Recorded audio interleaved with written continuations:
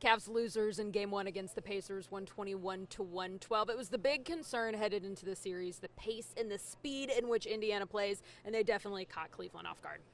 How wild is it that a team whose name is the Pacers? It's fitting. Pace is the problem. It's the home of the greatest race in the United States, the Indianapolis 500. They played like race cars, right? We kept hearing about it. You're right. That was the drum beat coming into this series, and the Cavs did have a hard time keeping up with it.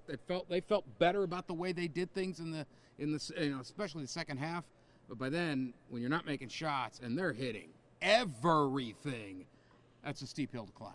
I mean, you look at that first half, they were just gassed. A lot of the guys, once they were going into the locker room at the halftime, they were just the whole time they were playing catch up, essentially this whole entire game. And I think that's honestly what really put them back. And like you said, 9 of 38 from the three-point line. Would you say the lid was on the rim? There was a lid on the basket. Yeah, there was just no way that they were making shots. But they had some good shot selections, and they said that they liked what they had. This wasn't a night that they could hit anything. No. And I like the physicality. Sorry to cut you off, but I like the physicality that is challenging Cleveland, because Ty Jerome kind of got this look in his eye in the locker room. I was like, this is his villain origin story, to where he was like, oh, this is going to be fun. The physicality, this will be fun. Back to the threes. The thing is, they don't have to be amazing at that. They made 9. With 9 of 30. 38. All right, make 12. If you make 12. They only lost by 9. Right. Make 13. That's still actually a bad shooting night for them. And they win. I mean, it was extremes on both ends. Their inability to hit the shot, the Pacers' ability to hit that shot. It needed both of those things for the Cavs to lose like they did. And the other thing that they needed, obviously, was Darius Garland. He's out with the toe injury. This is his third game now that he's missing with that toe injury. So, Kenny Atkinson said right now it's just pain management. They want him to be out there 100%. They don't want to see him 50%, 60%. But obviously, games like this, they need Darius Garland, and they're going to need him in this series. And they said that this is an injury that's going to linger for the rest of the playoffs. So you kind of figure out, how is that going to work out? Yeah, I don't know exactly how the toe heals, but I can't imagine it's like a quick thing, and you just have to wait and see. When I stub my toe, it takes quite some time to heal. So bad, so I can't even imagine how this feels. But Atkinson said it's predominantly like the starting and the stopping, and that's where really the pain comes in. And when you're driving to the basket, what are you doing?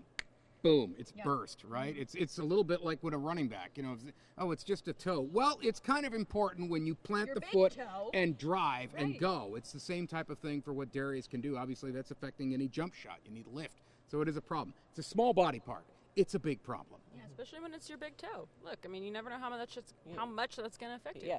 Well, the good thing is that the guys say, like, hey, it's just game 1. You don't have to flip out. What did Ty Jerome say in the locker room? He was like, what do you want me to say, that we're going to lose the rest of the series? Yeah, yep. He had a lot of confidence. There's not a somber mood. Everybody was like slamming their lockers and, after the game. They're just like, okay, cool. It's a loss. Not cool, but, it's a loss. We have to learn from it. Now we know. And if they turn up after this and they go win 4 straight, then, hey, we're having a whole totally different conversation. Like, this game might have been what they needed to prepare themselves for the rest of the series. Yeah, and that kind of brings me back to the game 2 against Miami here, to where Donovan was like, I'm glad that game ended the way that it did and it was as close as it was, because he said, I think we needed that. We know that the rest of the road for the playoffs, it's not going to be games 3 and 4 like they had against Miami. So you need some adversity. You need these guys to be pushed, and I think they're going to respond to it. Game 2 coming up, and you got to think we're going to see a different Cavs team, especially a better start.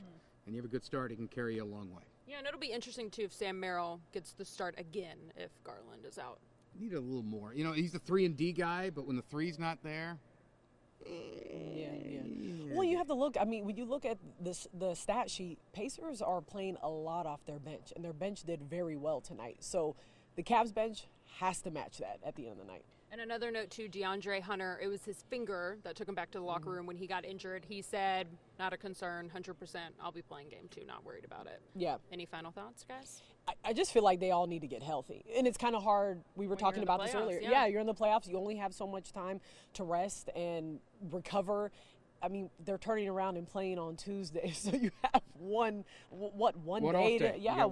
Barely, not even a real off day, right, to get ready for it. But again, this is the playoffs, and this is the position that they want to be in. But man, the way that the Pacers just came out the gate, like I knew that they were a fast and good physical team, but I think once you see it and you put pen to paper, it's a totally different thing. And like they said, they're not practicing like that. You know, they're not going at that speed in practice. So when they saw them, I know that they're like, oh shoot, yeah, we gotta figure this thing out, and we gotta make shots, because Donovan Mitchell can't just be taking 30 attempts every night. I don't think that really works. There were times in the second half where it looked like he said, all right, just get on my back. And it was like the jump shots weren't going, so he was driving to the basket, and he was making some of those, but they just ran out of gas. Game 1 was what it was. The fans did their part. I know they'll do it again in Game 2. Let's see how the Cavs You mentioned respond. that.